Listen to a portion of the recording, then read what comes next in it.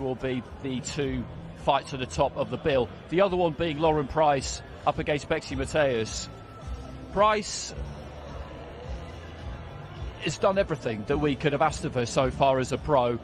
Probably been slightly frustrating, if anything, because the reality is when you're an elite level amateur, you go from boxing, supersonic competition, tournament in, tournament out, and she won everything that you could possibly win, culminating in that Olympic gold.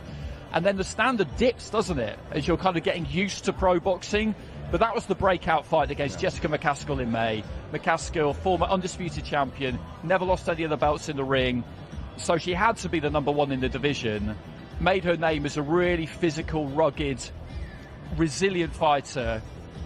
And on the night, she just couldn't do a single thing with Lauren Price, could she? It was an impressive performance. Yeah, because the thing with Lauren is she's so good at distance, her feet are so good, and her hand speed is phenomenal, that hardly any fighter is going to be good enough to take her to the place where they can use, you know, their professional experience on her. It just isn't going to get there. She's too quick, too sharp, and she just beats them on the outside. So I can't really see anybody beating her, to be honest. That's a big shout. Yeah. That's a big shout. But you know, you look at what she's achieved, and I can see why. I can see why you would say that. Mateus is kind of interesting because you look at her record. All but one of her wins have come by stoppage, but she's not really boxed anyone. When you watch her, there's not loads to watch, but there's enough. She keeps her feet underneath her. The balance is pretty good. Her shape is decent. But there's some fluidity to her punching. She looks like she's got naturally quite heavy hands to me, and she just lets the punches roll out. She doesn't really load up with anything. And the fact that she hasn't been anywhere near where Price has been doesn't mean that she can't make a step up. But sometimes when that bell goes, those early exchanges are key, aren't they? You find yourself breathing that more rarefied air, and you've got to get used to it quick, or it can be really hard. Yeah, well, you know, the assets that she possesses, what you just described there, those are great if the person's there having a fight with you, that you can get those shots off and get into that rhythm with, and just let your hands go. Lauren doesn't do that. She's in and out with her feet, bang, bang, bang, bang, and you can't get no rhythm with her. You can't. It's hard to land one punch, let alone combinations. So then so if you're a rhythm fighter and you can't get any rhythm, hard night's work. It is. I'll be interested to catch up with Mateus and have a quick chat and just see what her backstory is exactly, because I do think 100% she's going to come here with no fear, but when the bell goes, strange things can happen. What I really hope is that she brings it. I think it'll be an entertaining fight, but it's a big ask for her. Absolutely no question. We mentioned McKenna against Cutler. We commentated on McKenna, Stephen McKenna that is, against Joe Laws outdoors in Barnsley in August, and it was just absolute madness right from the start. Joe Laws, basically, if you haven't watched it, go back and watch it on YouTube, because the bell went and Joe Laws did exactly what he said he would do. And that's quite rare, isn't it? When someone says, when that bell goes, I'm going to run across the ring and I'm going to knock your head off. And that's exactly what he tried to do. He then got put down and he looked like he was going to get stopped. And then at the end of the first round, he rocked onto the back foot, unleashed a left hook and caught McKenna and put him down. And at that point, all bets were off. I mean, it was amazing. It was absolute bedlam. And as the fight played out, I guess what Laws did was he took ability, skill, technique, tactics out of the window and just made it a complete and utter straightener, an absolute dog fight, you know. And if you know you're going to have that dog fight, you're already mentally prepared for it, because the lactic acid level just goes up here. So everyone's fighting on instinct then, and it was almost like, you know, McKenna got sucked into it, and it's not too hard to suck the McKennas into a fight. It's really not. They come to wage war themselves anyway. But the fact that it was kind of stuck on him and he dragged in quicker probably than he realised, all of a sudden he's in it, and then he's getting hit with shots that normally wouldn't hit him because he's just in that place now. And I mean, I don't expect we're going to see it as hectic as that, but I think certainly McKenna will be looking to set the pace. I did a post-fight interview after that fight, and I said to McKenna, basically, you know, that left hook that hurt you, and he denied it. He said, no, it was fine, I wasn't hurt. I just thought, you're an absolute liar, because you could see he had that kind of glazed expression, and he's fighting through that fog. In the second round, he's fighting on like muscle memory and instinct. You've been there, you know what it's like. But he came through it, and when you kind of talk the talk they talk, him and his brother, and as far as they're concerned, they're just talking facts. When that happens, that's what you have to be able to do, because otherwise you're going to look silly. Oh, completely. I don't think. Well, it was never in doubt in my mind that they would have the minerals to go there when it happened. But it's like, you're literally, to be dragged into such a firefight so quickly, you haven't even had a chance for your body to warm into it at all. You're literally, the whistle's gone and you're running the 100 meters, and it was fantastic from an entertaining point of view, but I don't think he wants too many of those in his career. With Cutler, he's got the nickname of Chaos, and that was given to him back in his amateur days. But when you look at his most recent pro outings, we saw him in Bournemouth on the undercard of Chris Billam-Smith's win against Lawrence and Coley, where he boxed a really disciplined fight against Stanley Stannard. That was an eliminator for the English title. He won that fight. He changed teams after that, went to McGuigan's gym, so he's training alongside Chris at that point. Josh Pritchard is leading his corner, who obviously is Shane McGuigan's right-hand man. And then we last saw him last December against Kingsley Obanike, good, tall, rangy, technically competent fighter, good fighter. And he won the fight, but I think we both felt like he got caught between styles a bit. Yeah. But they've had a long time between then and now to work on things. It'll be frustrating for him that he's not boxed for almost the entire year, but it might not be the worst thing. No, it's probably giving them time in the gym where they're not preparing for a fight, where they can actually focus on improvements and adjustments that they want to make. And it's very normal when you go to a new trainer to take a fight or two or a few fights to really get to that place where, you've gone from where you were to where you're trying to get, because it's a process, and it doesn't happen overnight. And you're getting caught between styles, especially if you're under pressure. You can be trying to work on things that you've been working on in the gym, even in the fight, and trying to incorporate it into your style. But of course, you get hit on the chin, or all of a sudden you're under pressure, and then you might revert to type. So it takes a while for the new things to really kick in. But it'll be interesting to see, the improvements that he has made. I'm getting those two together actually after the press conference to watch through McKenna's fight, so we'll see what McKenna thought of it, we'll see what Cutler thinks about it. It's an interesting idea that. They've got to weigh in yet. They're making weight. They might be a bit tetchy. They went at each other on Sky Sports News a few weeks ago, so I'm all for it, but there is going to be some security there, which I think is a good thing, just in case. Don't mean hang about. Just in case. You never know. Elsewhere on the cards, we see a return for Vidal Riley. Last time we saw him, he beat Mikel Lawal, which was a big win for him, but he injured a rib, so he's been out since then. Big kerfuffle at ringside that night. Isaac Chamberlain was on the scene, and people were talking up that fight. As we understand it, if he comes through his fight on Saturday night, Vidal, then that fight is one that's going to get made. And again, it's good when you've got a card where the next stories, should the right results happen, are already in the works. So it's a similar situation for him as it is for Tasha and Lauren, really. Yeah, and he won't want to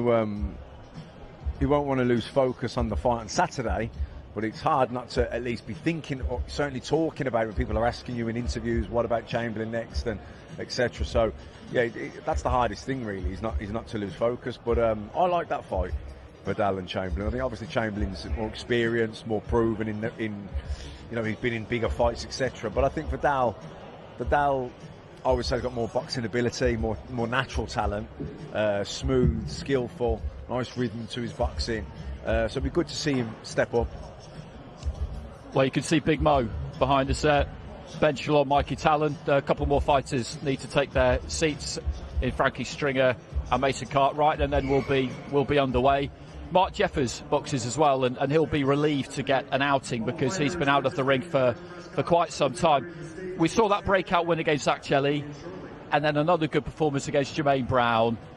He looks like he's got a very good all-round game, Jeffers, boxing out of that Jennings gym. Last time out too, we saw a brutal knockout, and sadistic though it sounds, that's what we wanted to see, because he looked like he had very respectable punching power against two very good solid opponents. But the way that he took Darren Johnston out, just let him skirt across the rope, stepped across, and then just hit him right on the chin with that right hand. It was impressive. He reminds me, he's got a look of a Martin Murray about him, you know, big at the weight, very well schooled, tight defence, doesn't take a lot, and, you know, nice boxer. Probably hits a lot harder than his record suggests, because he doesn't really load up on his shots, he just he places them. He's more for accuracy and conserving energy. But every now and then he can turn one over, as we've seen in his last fight. And that's every time I've watched him, I thought, yeah, you got a Martin Murray look about you. He has. No, I've not thought of that, but that's actually, yeah, that's kind of him exactly, isn't it? Because I think as well, he's maybe that kind of puncher where people feel that he can punch, and they go into their shell a bit. I think that might have happened with Jermaine Brown, maybe Chelly to a lesser extent, but he's one to watch. What he wants is a fight against Callum Simpson. They're on the podcast together this week. Yorkshire versus Lancashire, outdoors at Oakwell. Sign me up for that. That'll be absolutely tremendous. Absolutely tremendous. So we're ready. We're ready with press conference part 1. Let's hand over to Big Mo.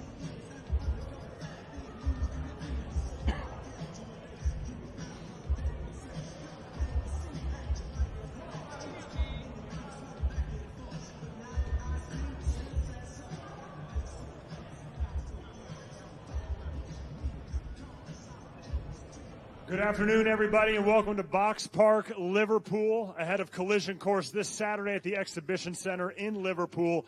The return of Natasha Jonas headlining in a World Championship unification, as well as Lauren Price in a unification bout in the chief support. It's all promoted by Ben Shalom and Boxer, live on Sky Sports and NBC's Peacock around the world. Before we get to that, we have the press conference today. I'd like to thank our official partners, Betfred, Hell Energy, That Prize Guy, and Riyadh Season. I'm joined by a few of the boxers. We're going to break it up into different groups for the press conference today. I'm joined by Mikey Talon, Frankie Stringer, and Mason Cartwright, as well as the promoter of the event, Mr. Ben Shalom. Before we get started, Ben, before we jump into this press conference, quickly touch on this Saturday night, what it means for Boxer, what it means for the city of Liverpool, and what we can expect.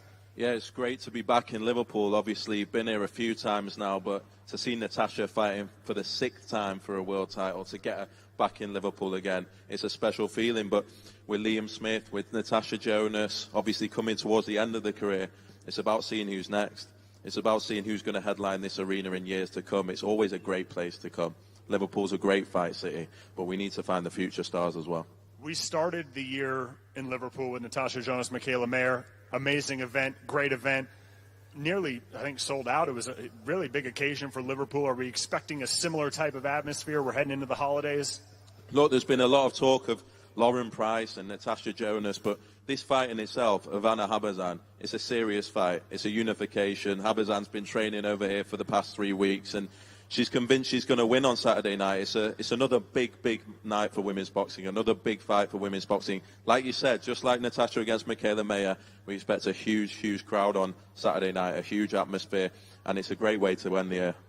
Absolutely. We're going to start talking to some of the boxers here. I want to introduce first Mikey Talon from right here in Liverpool. Undefeated, you're unbeaten in 5.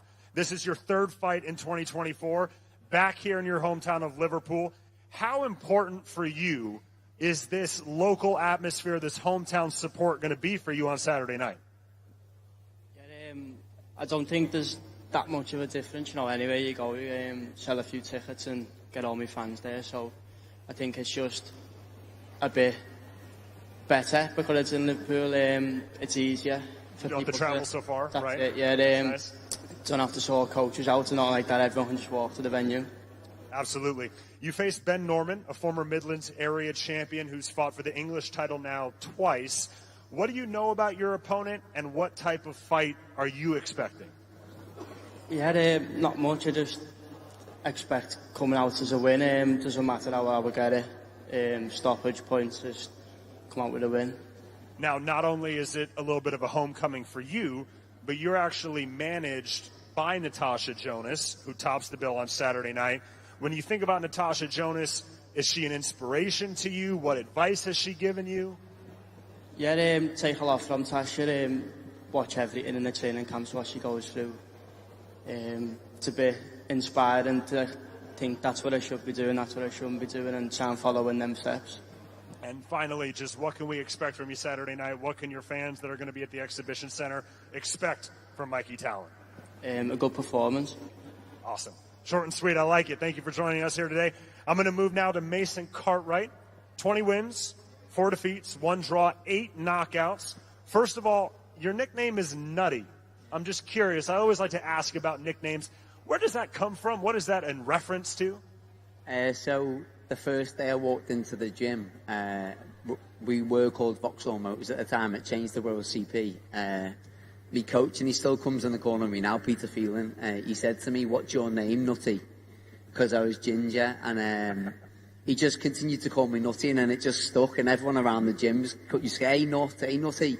So it stayed. It's been with me from day one, and it'll be with me to the end. So you've been around the scene now for a while. You've competed for the British title twice. What is your motivation now? What are you looking to achieve next in your career? I just know I can still achieve anything. If I'm going in the ring with someone, it's a 50-50 fight. Like, I'm going in there to win, and I believe I've got the talent and the drive and the determination to win. I've just fell short a couple of times through one reason or another. My first British title attempt when I boxed Troy, I still believe I won the fight. I didn't get the decision, but I've shown my level then, and I believe I can still compete at that level. I'm in my prime. I'm 32, but I'm fitter, stronger, better. Every time I've entered the camp, I've come out better. So. You're fighting Dimitri Atrokow. I'm curious, what do you know about your opponent? Anything that you can expect from him on Saturday night? Not too much. I've obviously had to look at him since, but he was a bit of a late replacement because I was meant to box someone else, so obviously the fight didn't go ahead. From what I've seen, he's a southpaw. He's a bit of a lumpy. He comes forward, so it should make for a good fight. Everyone knows I can fight. If you asked anyone what's Mason Cartwright, you'd say he can fight. I want to show people I can box as well, so I'm still going to be aggressive. It's my style, but I want to show that I can box and I can move as well. You want to put on a show Saturday night. You want the crowd to be entertained, the fans that are paying to be entertained, everyone watching on Sky. Definitely. I've done quite well on my tickets. I always have a good number following me, and to give them a good fight is what I'm looking for. So yeah, absolutely. Well, I know that we're all looking forward to it. Thank you for joining us. I'm now going to move over to Frankie Stringer. Okay, Frankie, this is your promotional debut with Boxer since you signed. Are you excited? Do you have a little bit of nerves? How are you feeling ahead of Saturday? Just excited. It's nerves as well, because I've got to put a show on and let them know why they've signed me. So, but it'll be good nerves, and nerves make you perform better. Signing with a promotional entity is always a huge step for a pro. You signed with Ben Shalom and Boxer. What does that represent to you? Why did you do it? Are you just excited about the platform that you're on now? It's one of the biggest platforms to perform on. Sky, isn't it? When you're in the house, you put on Sky, so it's the biggest platform in my opinion, so I can't wait to show people what I'm about. We mentioned earlier with Mikey being managed by Natasha Jonas. She's also deeply involved with your career, as is former world champion Liam Smith. To have that type of prestige behind you and experience behind you, what does that do for someone that's early in your career like yourself? Look, you can look at some of the bills I've been on, the massive. I've been on a few pay-per-views, world title fights, so that's all down to Liam as well. So I hope he can just keep guarding me the right way, and hopefully we can push on and go to the top. Now, you're also local here to Liverpool. Ahead of Saturday night, which should be a great show, a lot of local talent on the card, including yourself. Boxing in front of your hometown, in front of your home fans, does that help you? Does it make a difference for you? Do you just kind of block out the fans in general? What does it do for you? You know, I've got to block them out, but like I thought, my last fight in Dubai, no one was there, so it was a bit like, so it'd be good to get home to all my fans. I've done a good few tickets, so it'd be good to perform in front of them. So for those fans that bought tickets and for the people that are going to be watching you on Sky, what can we expect from Frankie Stringer? Expect a statement on Saturday and the start of next year. I want to be pushing on for titles, 100%. Are you looking to put on a show? 100%, I'll put on a show. Perfect. Well, we like that. Ben, any comments on these three young talents that are, local, they support the card, they're growing in their career? Anything you have to say about these three? Yeah, it's exciting. Obviously, Mikey with Natasha and Frankie with Liam, they're in the right hands. They've got the right managers behind them. He's got Joe Gallagher training him, Joe McNally training him as well. So everything's set up, great amateur careers. Mikey's obviously coming into a flyweight division that's starting to take off now for the first time. Obviously, Galal and Sonny had that huge fight recently, and he's got his sights set on that. And Frankie, we've known him for a while. He's only 23 years old. He's been in that amateur scene and done great things. Adam Azim speaks extremely high of him, and he's from sort of that crop. And for him now, it's about building, it's about growing, it's about kicking on. And to have a deal with us, a long-term deal now, he's in the right place to build his career and hopefully have those nights that his manager has had with us, Liam Smith, and get to that echo very soon. Fantastic. Well, that wraps up the first leg of this press conference today. I want to give a shout out to Mikey Talon, Mason Cartwright, Frankie Stringer. They're all going to be on the bill Saturday night. We'll be right back with the next batch of our press conference attendees, but for now, I'll throw it right back up to Sky. Thank you, guys. So that's part one of the press conference done and dusted, and I like the way this is all set up, Matt, because Mason Cartwright's an experienced guy. He's good to watch. He's a TV fighter, and he knows what is expected of him. You can tell that from listening to him talk there. But in Talon and Stringer, you've got two fighters from Liverpool. They both sell some tickets, and they're both good. Stringer's managed by Liam Smith, trained by Joe McNally. Talon is managed by Natasha Jonas, actually, trained by Joe Gallagher. So that gives you an idea of the ambition and the optimism that there is behind those two. Yeah, well, they've got serious people behind them. They wouldn't be wasting their time if they didn't think these prospects had, the potential to go on and do things in the sport. So that's a big sign, a good sign. They said all the right things. Glad to be boxing locally, focused, all the rest of it. They're still at the stage in their career where, these are fights they should win. It would be a upset. It would be a surprise if they didn't win. But it's not just winning, it's how you win, making those improvements, showing the things that you've been working on in the gym, putting it all together on the night. Absolutely, and it is a huge opportunity to fight on that undercard, because nowadays, that makes me sound ancient, but everything gets streamed, so every fight gets shown. When you started, for example, Matt, when you were on undercards, which didn't last for long, but you were for a little while, you had to hope that you got a great knockout and that the other fights at the top of the bill on the TV card went short, and then some highlights might appear on the main platform of you doing your thing. Now, you get a knockout and it goes everywhere. Yeah. It goes absolutely everywhere. So that platform now for the undercard fighters like these guys is just, it's bigger, isn't it? There are just a lot more possibilities with it. Yeah, well, like you say, before it was you'd be recorded, but whether that then got shown depended on lots of things. Obviously, did you get a knockout? Was it eye-catching? And even if it was the slot for it to get in? If all the fights went the distance as scheduled, then it didn't matter how breathtaking your knockout might have been on the undercard. If you didn't get the slot, you don't get the slot. Where nowadays, like you say, everything being streamed, it's all out there. It can be found.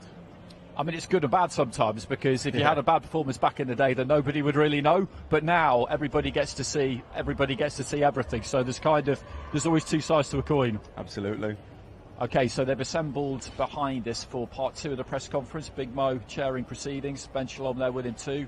On either end, we've got Vidal Riley and Mark Jeffers, and then in the centre, being separated at a safe distance, we've got Stephen McKenna and Lee Cutler. Let's hand over to Mo now. Welcome back, everybody joining us inside. Got the mic, it's okay.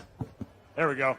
Welcome back, everybody inside Box Park, Liverpool. We're at the next batch of this press conference. I'm joined by some of the great fighters that are on this card this Saturday night here in Liverpool. Mark Jeffers, Vidal Riley, and then Stephen McKenna and Lee Cutler, who are going to be squaring off for the WBC International Silver title. But before we get to all that, I want to bring back Ben. Ben, you're surrounded by some great talent that's on this stage. A card that's filled out really nicely. Obviously, Natasha Jonas in the main event of her hometown. But when you see these guys that are on stage with you, what can we expect from this group on Saturday night? Yeah, it's unbelievable. I think first of all, it's great to see Vidal Riley back. It's been a frustrating year, really. He's been ready to fight Isaac Chamberlain since the start of the year. We went and did the McKenna-Cutler fight, broke his rib in the first round, and drifted and absolutely cruised to victory. And I think that shows the measure of the fighter that we have. He's taken a bit of time to recover now. Delighted to see him back. It's part of his preparation for hopefully Isaac Chamberlain in February. But for me, the brightest prospect in that cruiserweight division, Stephen McKenna, returns with one of the records that can match anyone in world boxing, taking on Lee Cutler, which is a great fight. Lee's had to work his way back into contention. Stephen McKenna coming off fight of the year, and then Mark Jeffers in that super middleweight division. For me, he's a dark horse. He's the one that can go to world level. He's got a big fan base from Manchester. It's great to see him back. He's actually got a tougher fight than we originally envisaged against Joshua Quarty, who comes in with 9 knockouts out of 10 wins. And so, yeah, great undercard. Great to see a lot of them back, and really looking forward to it. Well, I'm glad that we have a little bit of separation between Lee and Stephen. We saw it get a little chippy over Sky Sports. I don't think these two are maybe the biggest fans of each other, but we'll get to that in a second. I want to come to Mark Jeffers first. Mark, you're back out following a 5th-round knockout win over Darren Johnston back in May. Can we expect another explosive performance from you on Saturday? Yeah, I'm punching a lot harder now. I made a statement last time. I just think I'm way above this level. I should be fighting at a higher level already. I can't do much more, but just keep winning. So, yeah, it's going to be a devastating knockout once again. Now you're competing for the Commonwealth silver title against Joshua Quarty. What do you know about your opponent? Not much. I've changed of opponent last night. My coach rang me and just said, it is what it is. I'm just glad to be back out. It's been May. I thought I was fighting in August, then September, October, then November, and I'm just made up. I've got a fight before the end of the year. Well, your opponent comes into this unbeaten, 10 wins, 9 of them coming by knockout. You're usually someone that likes to control the pace of your fights, but it's safe to say with his resume, he may be the one that actually puts his foot down and wants to step on the gas. Are you prepared for a fight that really could be a bit of a slugfest? Yeah, if he comes out, he's going to get knocked spark out in the first round, so I'm not bothered. That answers my question. I appreciate the straight to the point there. If you get through this fight on Saturday night, 2025 can be a big year for you. There's been a lot of conversations about you and Callum Smith and him defending his British and Commonwealth titles against Steve Woodall on January 11th. Is that a fight, when you see Callum Simpson, is that a fight that you really are targeting for 2025? Yeah, that's my number one fight, that. I keep saying it. I've earned it. I beat Chelly 2-week notice, and I still don't feel like I'm getting the recognition I deserve. So, for me, everyone knows the biggest fight in Britain at super middleweight is me against Simpson. So there's no excuse for that not to happen. So obviously, we've both got to win. If we win, that fight's got to be next. You've always been someone that goes in there, somewhat a man of few words, likes to handle your business in the ring. I'm curious, though, do you have a message for Callum Simpson? Is there something that you want to say to him about what you think that fight could be or what you think you could do to him in that fight? Yeah, I beat Callum Simpson every day of the week. He's a good fighter, but he's makes far too many mistakes. Somebody like me, I'll show him. Just show him. Yeah, just show him what's what, innit? Jeffers support here at the press conference. I'd love to see it. You're going to have a great batch of fans on the night of the fight. I'm sure they always travel well for you. Good luck, Mark. Nice. Thanks for being here today. Vidal Riley. Now, Vidal, you are never someone to make excuses. Right. You show up, you do your business, you work hard, you're a true, consummate professional. But you did break some ribs against McKenna, which makes your win against him even that much more impressive. What's it like being back now, recovered from your injury? Firstly, welcome back. How you feeling? I feel good. Very good to be back, in fact. It's been a year of working in the dark, and I just can't wait to show what I've been working on. That's what Saturday night's about. Saturday night's about showing what you do in the dark and, entertain the people and shine. You've always been someone that's almost transparent with their career. You obviously have a big social media presence and YouTube, and you always let your community inside and seeing what your camp is like. But I agree, you've almost been like not in the dark, but it's almost like we've seen a different type of focus from you, because I feel like you know how close you are to what you want to achieve. Is that fair? Definitely. The level's going up. The level's going up. It requires more. You can't do the same in the beginning, the middle, and the end. You have to match the level. So this year has been good for me to understand what realm I'm going into, who is in that section, and what it takes to defeat them. And put the work in, we'll get them. Now, I know, we all know, you want to step in the ring with the best in the world right now. And you'd be willing to do that probably in the next 5 minutes if we could get you a pair of gloves. But you're shaking some rust off, recovering from injury. This fight on Saturday, how important is it for you to get back on track? Someone that's in the way. At the end, you can't make big plans while someone's in the way. So you have to extinguish that person, and then you can look forward to bigger nights. And this person is in the way of bigger nights. So we're going to do the job, entertain, feel good, and continue into the next year. Now, we've talked about big fights. Ben mentioned it earlier. He was waiting for you ringside after your win against Michaela Wall. Isaac Chamberlain, Vidal Riley, those names have been linked now for a couple years at this point. Is that the fight that you want? Listen, man, that's the fight that is planned to happen next. And that's the fight that I've wanted. You remember, I called it. October 2023, I called it. You were cool when he was fighting Mikel. I done it on TV. I was ignored, pushed to the side. You ain't bringing nothing to the table. I said, fair enough. Let me go and get the best win that you have, and then I'll come and see you. And, I mean, that's what I've done. I picked up the injury in the fight. We're going to do what we need to do Saturday, and finally, we'll get him. Now, I want to pull this out of you, okay? A message for Isaac Chamberlain. This is someone that's called you out, that's tried to say that you're not worthy of fighting him and things like that. You're someone that's fired back. There's been a lot of animosity between you two. A message for Isaac Chamberlain? That's what Saturday night's about. Saturday night we'll deliver the message. And actions speak louder than words. That's right. I like it. Right. I like it. Well, welcome back, Vidal. It's great to have you back on the card. Happy to have you back up here. Welcome back. Thank you. All right. Now, I'm going to try to hopefully contain this next matchup. But before we come to that, Ben, we've heard about Mark and Callum Simpson. We've heard about Vidal and Isaac Chamberlain. These are two fights that you've been pushing now for months, if not years. These two fights, how badly are you trying to make them?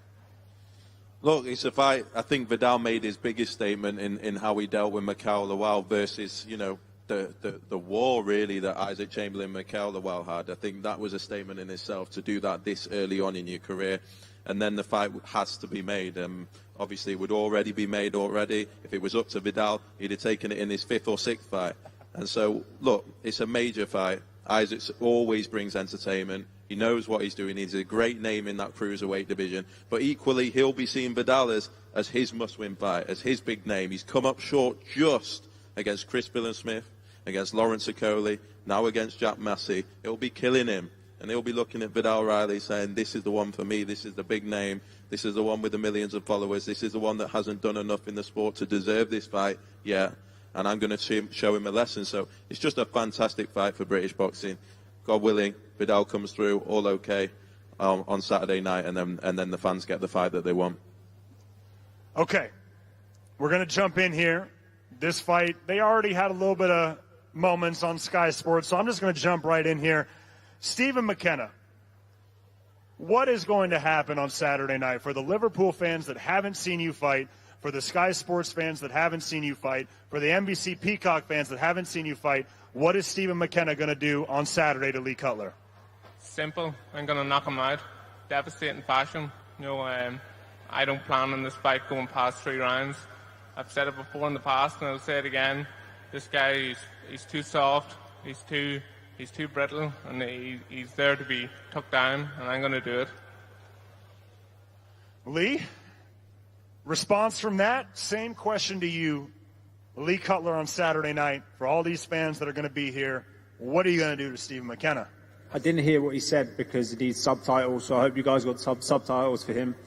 But it's going to be a great fight. All the talking's done. That's all you're good at because you can't fight.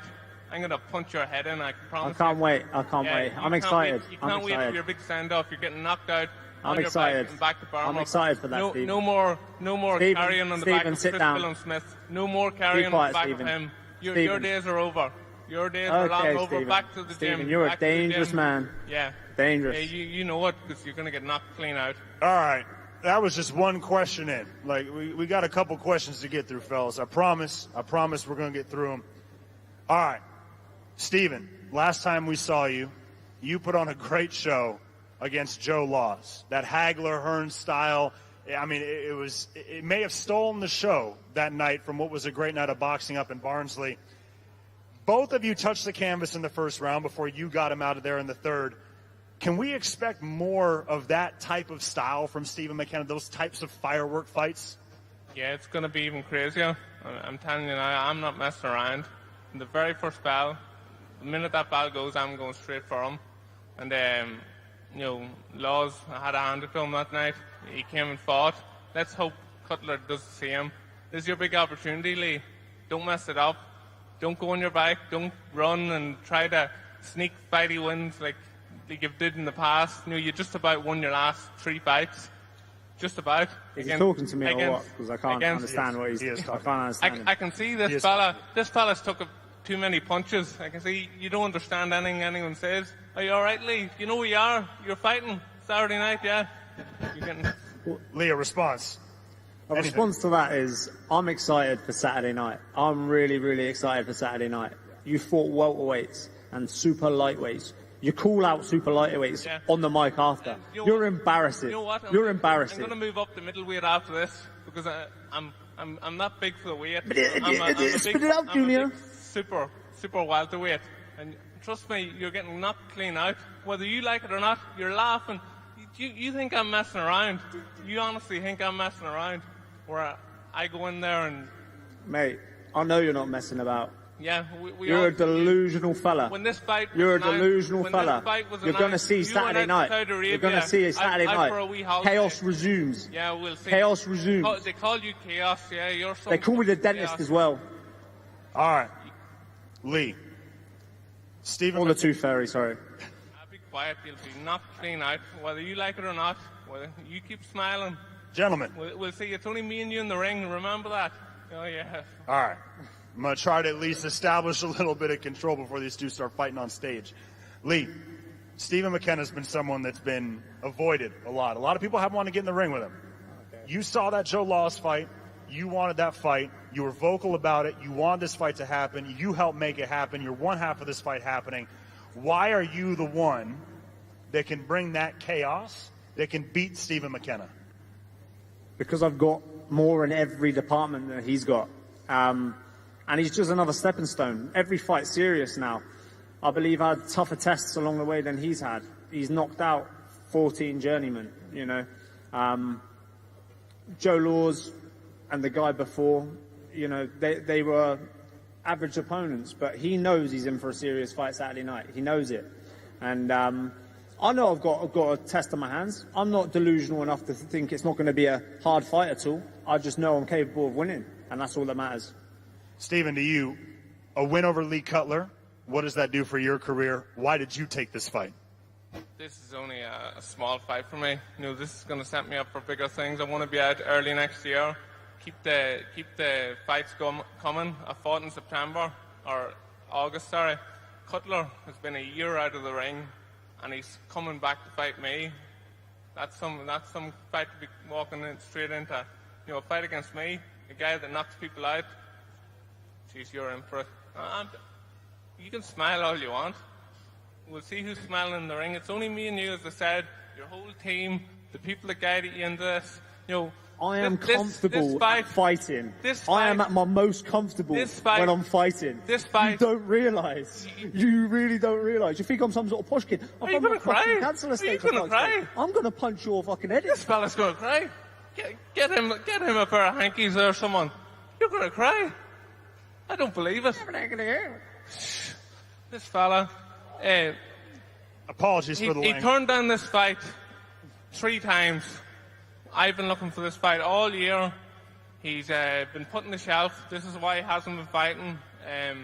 So he's at a crossroad where he has no other option, whether you know, to fight me or go back to the small hall shows, and this is his only option. So this is his big send-off. This is probably his last fight ever.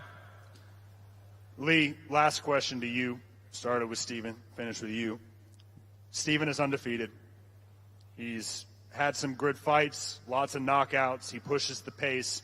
A win over Stephen McKenna, what does that do for Lee Cutler?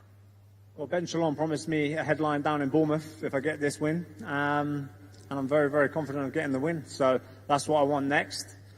He's just a stepping stone. He's in the way. Like every fight's big at this stage. So, yeah, I've taken this very, very seriously. All right. Before this, I want to give one last opportunity to both of you to say something. You both have been pretty outspoken. You've had a lot to say. I'm going to hopefully keep this under 30 seconds apiece here. Steven, final message for Lee Cutler. This is your big opportunity. Don't blow it. Don't go into the ring. Don't be afraid. Don't run like you did in the past. You know, you said you're going to come and fight, so let's bring it. Let's treat the fans. And the main thing is that I see you in the ring on Saturday night. Let's hope you don't slip in the shower or something. You know, I want to make sure that you turn up and fight night. Final statement from you, Lee. There's nothing more to say. It's already been said.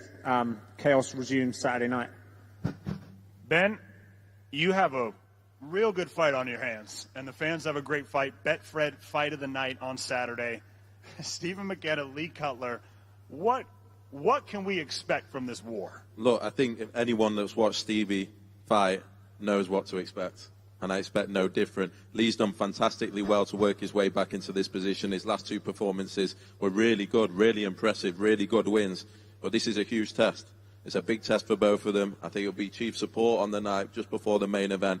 What an opportunity, and yeah, may the best man win. Hopefully we don't see the fight before Saturday night, and both of them turn up and do it properly on Saturday. But yeah, great fight for the card.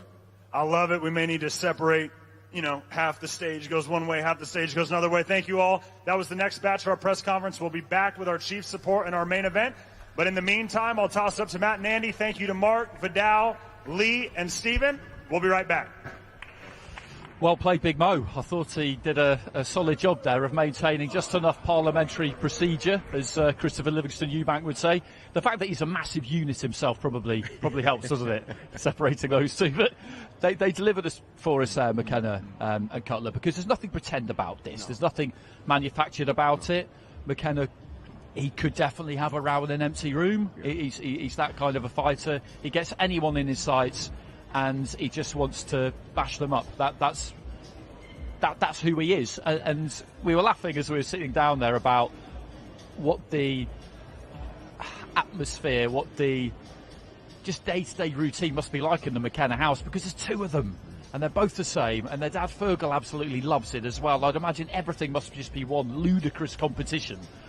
But it seemed quite easy with it there, Cutler, because every time he tried to say anything, he had McKenna talking over him. Yeah. But they're ready, aren't they, those two? Yeah, completely. I think Cutler did well, really, not to get too irate, you know, because McKenna was trying his best to really goad him and poke him and prod him.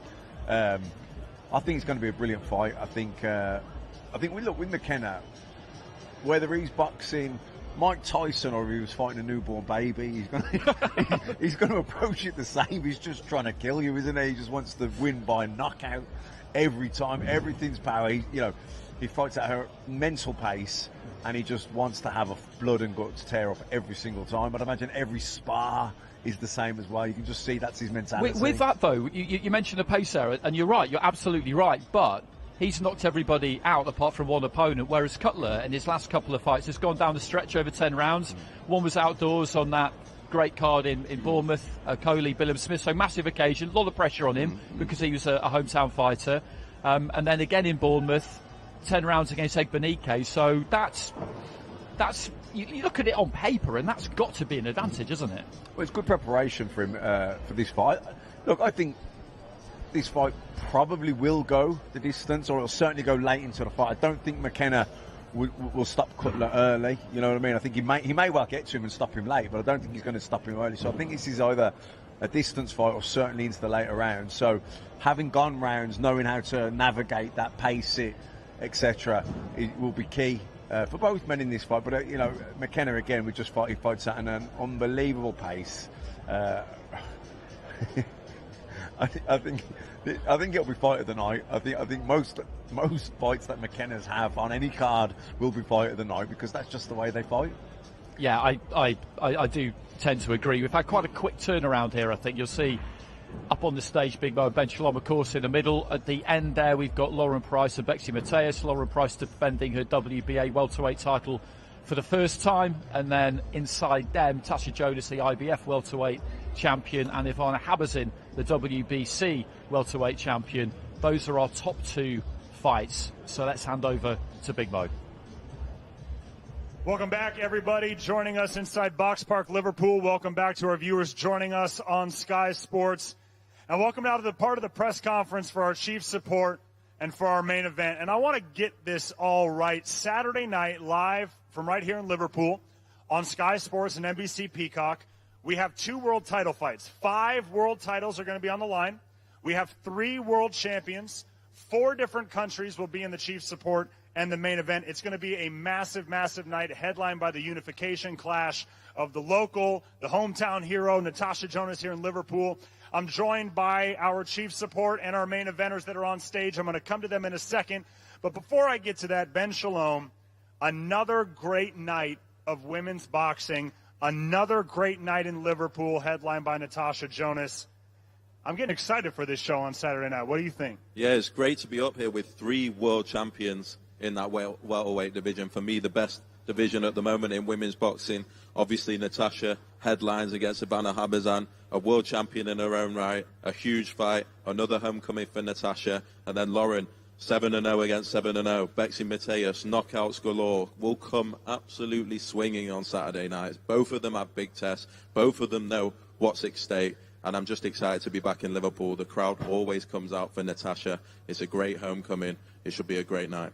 Boxer is a entity and a promotion that has really put women in the forefront. We've seen it across the sport, but Boxer and Sky Sports specifically have really been a pillar when it comes to women's boxing, the promotion of women's boxing.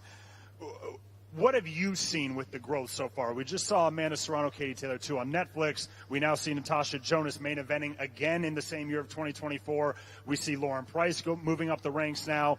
What's your perception of the state of women's boxing, and what does Saturday night mean for that?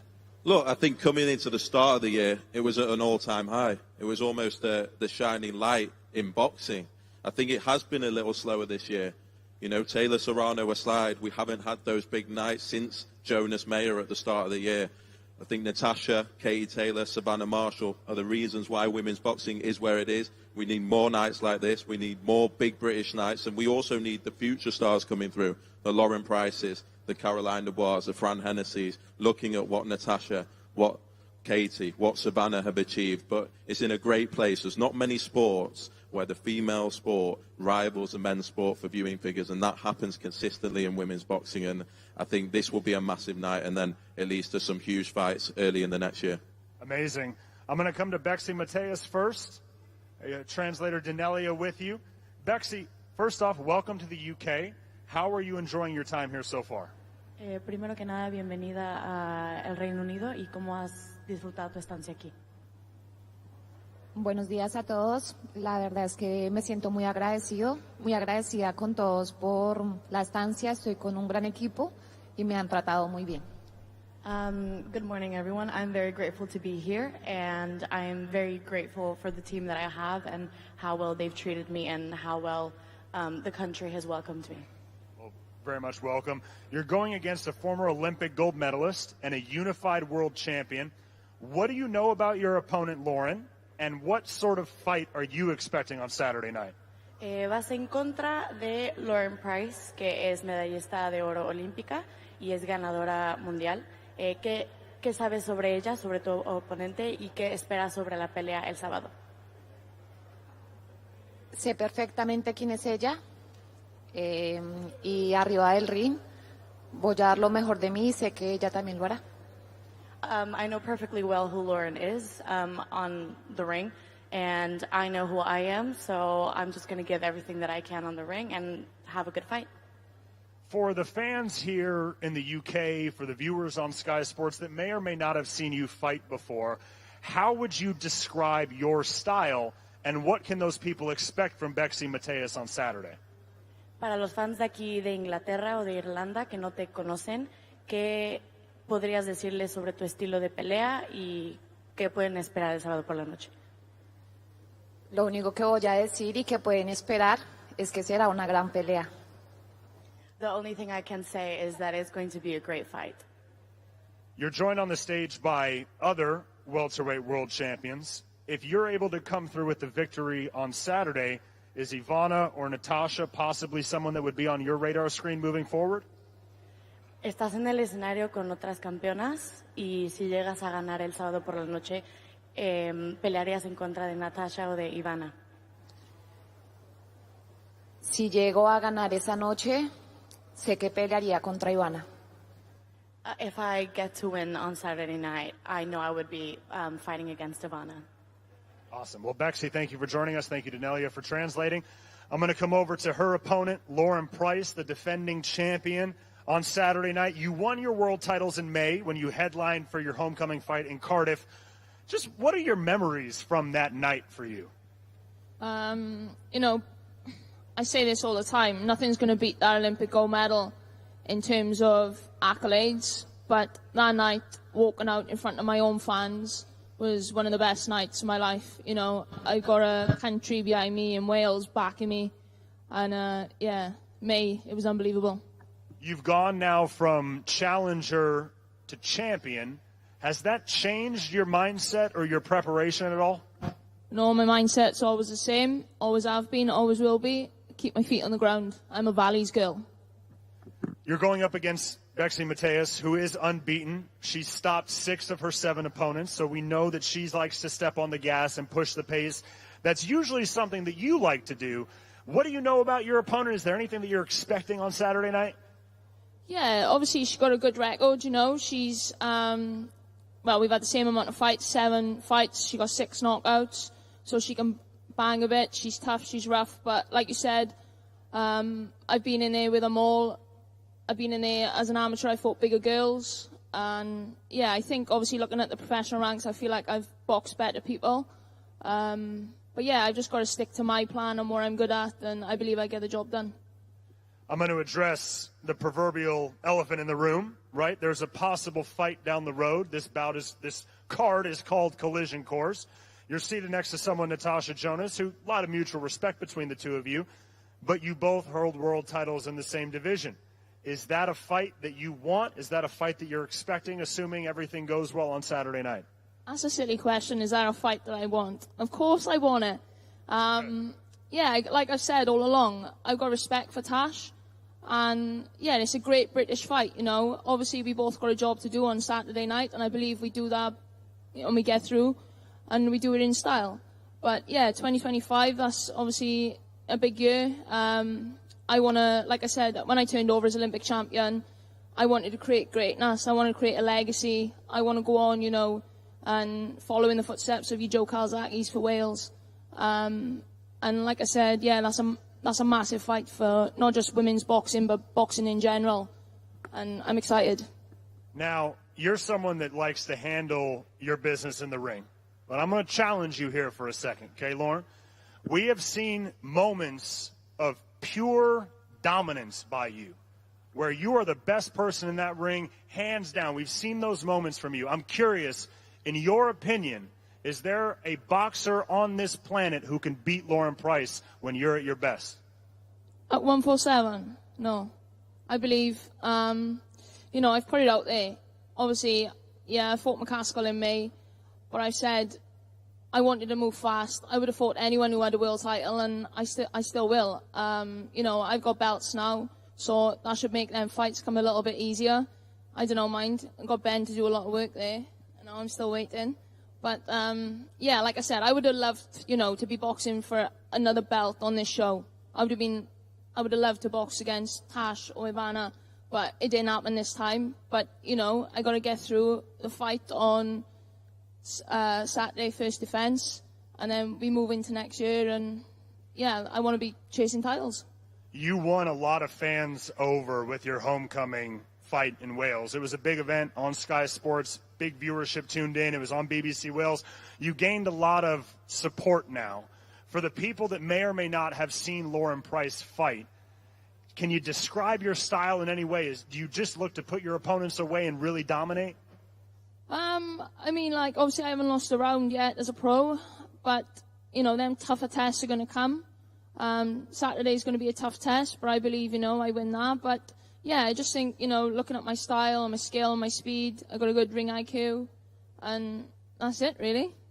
Fantastic. Well, appreciate you being here, Lauren. We're now going to move to the main event, world title unification, Croatia versus the UK. It's a great night on Sky Sports. Ivana, I'm going to come to you first. You are no stranger to big fights. You've been in big fights with some of the best women boxers in the world. You've been there. You've done that. You've had the T-shirt. You've gotten to take it home. Where does this fight for you rank in terms of nights in your career or moments that could happen? First, I want to say hello to everybody who came here.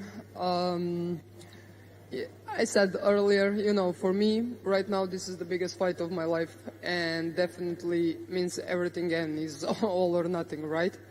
When I had the choice who I can fight, right? And obviously that was Natasha Jonas. I have a lot of respect for her, and especially because the fight is in Liverpool, you know, like, there is no better way than fight a Liverpool legend. So I'm very motivated, and that's the only thing what I need to do is win the fight. You have deep respect for Natasha Jonas. What do you think of her as a fighter, and what do you believe, from what you know about her, what will your key to victory be against Natasha? That's what everybody's going to see it. I'm not going to say it. Of course, I have huge respect. She's long time in the game, and especially when you prepare for someone in that level, you need to study. So, you know, like, I know what she's doing best. I know what I can do best, and I believe in myself. Now, I'm curious. You're in a situation where you can almost kind of spoil the fun in the sense of you're the guest on away soil. You're in Liverpool, which is Natasha Jonas's hometown. You know that a potential fight between Natasha and Lauren could happen down the road. Are you excited to almost spoil that a little bit, spoil the party on Saturday night? Well, let me tell you first, I was fighting many big fights and on many big promotions, but Ben, don't take this personally. This is kind of a little disrespectful, you know, because all these talks, Natasha Jonas versus Lauren Price, the real question is, did you already rig the fight? Like, the fight didn't happen. I'm a fucking world champion. So, you know, like, all these talks is like, nobody respect that. So, you know, that's something what I never should happen, because it's not only disrespectful to me, it's to Natasha also, because we are fighting, right? But at the end of the day, I came here to fight. And as I said, I believe in myself, and I'm here to flip the script. I like the fire. I'm going to let you then finish it. I'm curious, Ivana. I see the emotion coming out of you. On Saturday night, what is Ivana Habazin going to do? Watch and see. I'll take that. Ben, response there from Ivana. She wants to spoil this party. She wants to spoil this homecoming. Is this the type of fight that you've been wanting to see Natasha in? Yeah, look, I like it. It's called collision course because the winners will fight the winners. Make no mistake, if Ivana Habazin wins on Saturday night, if Bexy Mateus wins on Saturday night, the winners will be facing off. That's what makes this so special. It's sport. Anything can happen. Of course, Natasha, with her home crowd, with the wins that she's got on her record, with the momentum that she's got, her 6th world title, she'll be looking to win. But I know from Ivana, I know from Charles Muniz over there, this is the fight that they wanted. This was the fight that they begged for. This was the fight that they now have. They're looking to unify the titles for themselves. They're looking to make that Lauren Price fight themselves. It's a huge test for Natasha, but this is what we want, and that's what we're going to get on Saturday night. Now I'm going to come to Natasha. Natasha, you are once again headlining in your home of Liverpool. You did it in January with the win over Michaela Mayer. You're back now. How does it feel to be home? I think the biggest emotion is relief. I think to be out the ring for so long is a bit too long for someone at my stage of their career. But I'm happy. I'm back in Liverpool, fighting for another title. And when it does get tough, because it does get tough in there, and I'm expecting 10 tough rounds, like you've heard, she's going to come with it. The crowd is no different for the home advantage in a football team.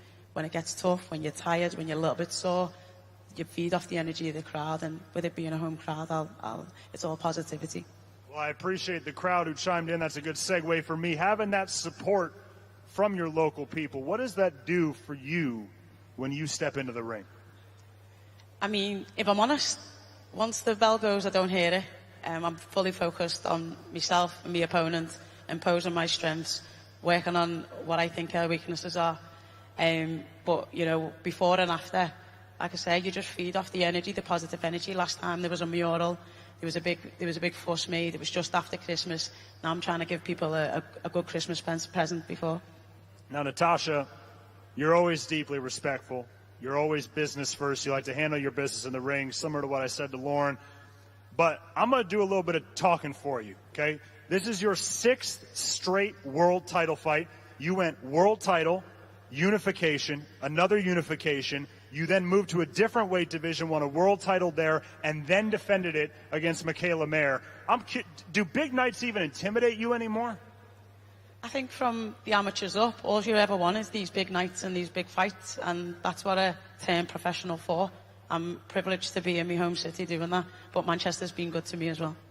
We talk about being decorated. We talk about accolades. This is another legacy-defining fight for you. A chance to win your 5th world title, 6th including the Ring magazine, and the opportunity to become a 2-weight unified world champion. Does it get bigger than this?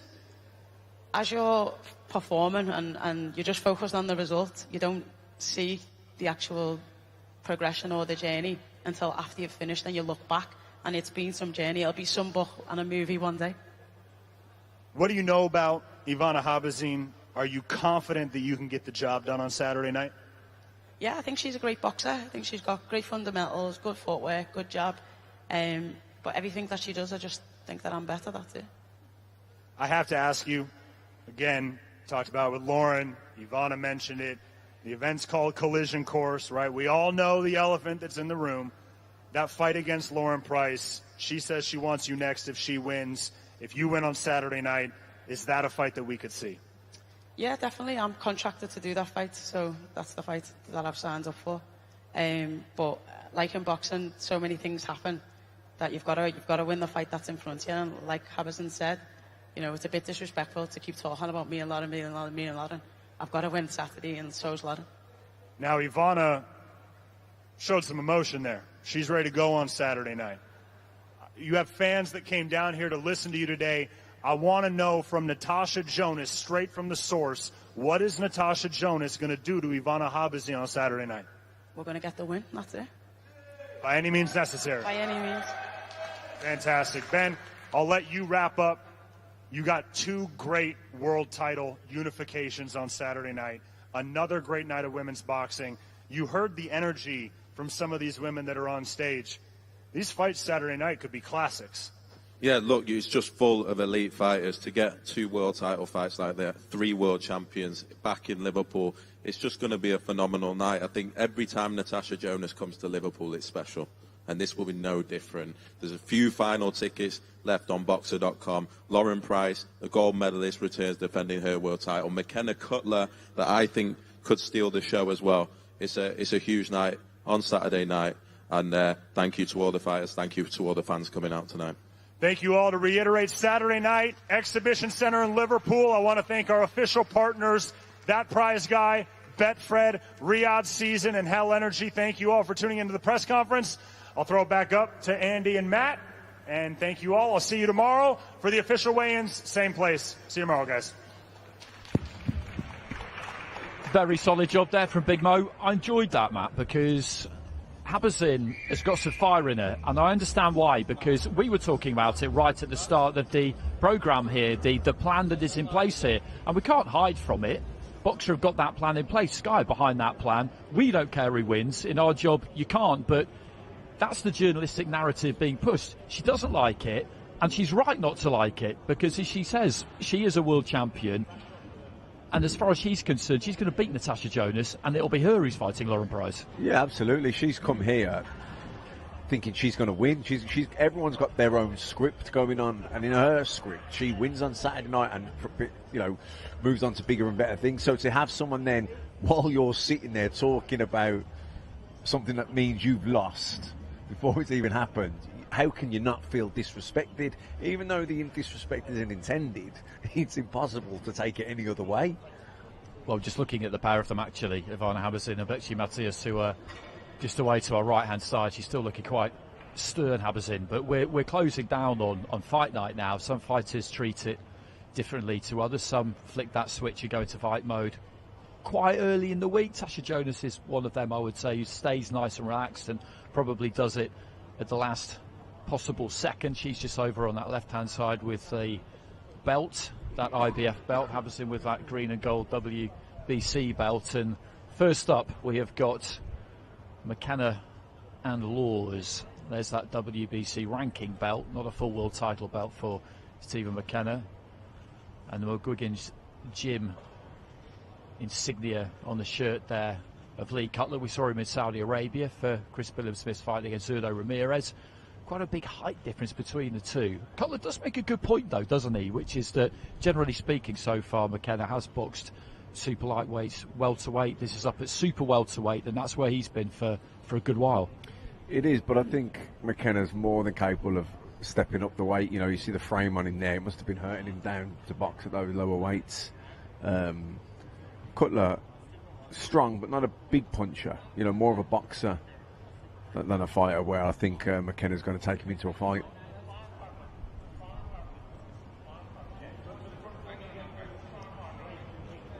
He's calling him a sparring partner there, McKenna. Cutler said something back to him. I'm not quite sure exactly what it was, but the security lads, experienced men that they are, just need to make sure that they get a hold of this. So what he's doing there, Cutler, is baring his teeth at McKenna and making fun of his orthodontics, shall we say, which seemed to work, actually, because McKenna gave him a little bit of a shove there, and you see a little bit of fire and then a time-honoured salute there from Cutler, who's just making his way off the stage to my right-hand side. And wherever it started, this heat, this beef is real. Yeah, I don't think it would take a lot to hit the nerve to get a reaction from McKenna, because that's what he was wanting, doesn't he? He's poking and prodding Cutler, trying to get a reaction. But I think just like his fighting style, he's consistent and persistent and doesn't let you breathe. He wasn't leaving Cutler alone there until he got a reaction.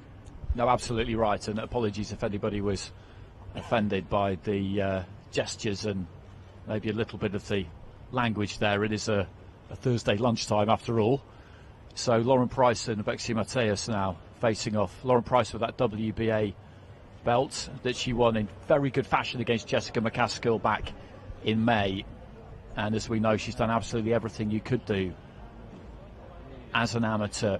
She's got that boxing ability, but if you want to take it into the trenches, then she can do that too. Mateus comes with a very good record, and I think some genuine self-belief. We'll find out on the night, because it's easy to believe in yourself on Thursday, but that's how it looks to me. Yeah, you know, it looks legitimate. I don't think it's put on. I just think from her point of view, it's unlucky that she's against Lauren Price, who's just, like I said, we've said it before, a special talent and very difficult to beat. So now time for Natasha Jonas and Ivana Habazin. Habazin with the green and gold of the WBC. Natasha Jonas with the light blue of the IBF. This will be an 8th world title fight for each of these two. They're both two-weight world champions. That shows you the experience level they've got between them. Habazin has boxed in unifications before against Cecilia Brækhus, against Claressa Shields. She's been on these big platforms. I don't think either one of them's going to waste too much time trying to get under the other one's skin. And just as I say that, Habazin just turns away. She's not interested in some kind of long stare down. No, definitely not. Both just here for the business now. Smiling, saying the right things. A lot of respect there. And those two just make their way off stage. So not too long left to wait now. Of course, we will have the weigh-in tomorrow, where all of these fighters in title fights are going to have to make that championship weight. That'll be tough for them over the next 22 hours or so. These final stages can be the difference really between success and failure in some ways, because you hear these stories, Matt, about fighters who do everything right up until the end, and then they just get it wrong in the last 24 hours, and it can have a really detrimental effect on your performance. Well, look, I think the biggest danger in this fight is looking beyond this fight, you know, looking past it, taking your eye off the ball, lots of different ways of saying the same thing, but that is the most difficult thing to guard against, and you, because you know, all the fitness, all the training, all the sparring, everything's done now. Literally, the only thing now is the focus, it's the mental preparation. So you wouldn't imagine that any of the participants are going to fall short now, but it's happened before. It has. I agree. I mean, you can't really see it happening. They're too experienced, because even though Price has only had 7 fights, we know what she's done. The two in the headline fight, they're as experienced as you could possibly want. Bexy Mateus, this is a massive opportunity for her. I don't believe that she's ever had any real problems at the weight. So this is an opportunity where she needs to just come in and be as strong as she can possibly be. And Habazin might not like this kind of narrative as we discussed, but the semi-final kind of aspect of it, I'm a big fan because we know what is potentially coming next, but we will see it all unfold on Saturday night. We've got the weigh-in back at Box Park here tomorrow. They'll be on the scales starting from 1 p.m. and then fight night on Saturday night, the Exhibition Centre in Liverpool. We're on Sky Sports Plus from 7, and then main event join us at 8:30. Violent night, the fight before Christmas, Caesar's beatings, any or all of them. It's a festive time of year. Make sure you join us for the weigh-in tomorrow and the fights on Saturday night.